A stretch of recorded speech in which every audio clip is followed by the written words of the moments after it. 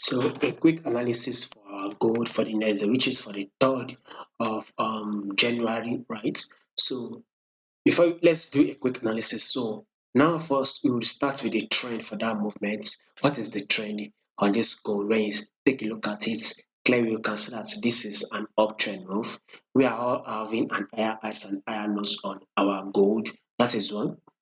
When you take a look at your 10 period moving average, you can also see that the price is actually trading on our 10 period moving average. As long as it is still above our 10 period moving average, then all what we would want to do is kind of like look for a setup, that has played out. Just look for a setup to go ahead, and take our buy.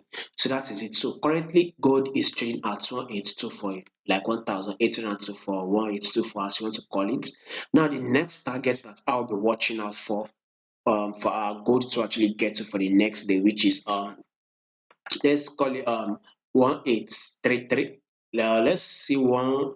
Let me take out this week. So I will be watching out for level 1833 for the next day, which is on Tuesday. So that should give me a bullish move.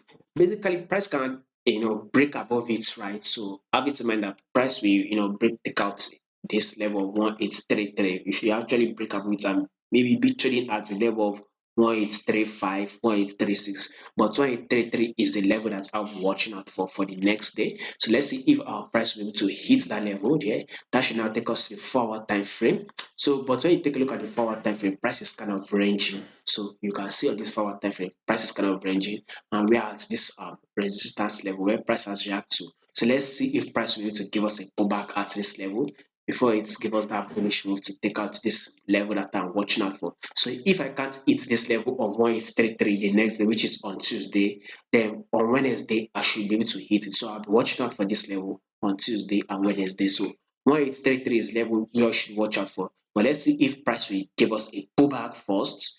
Let's see if pullback will happen before we go bullish for the next day.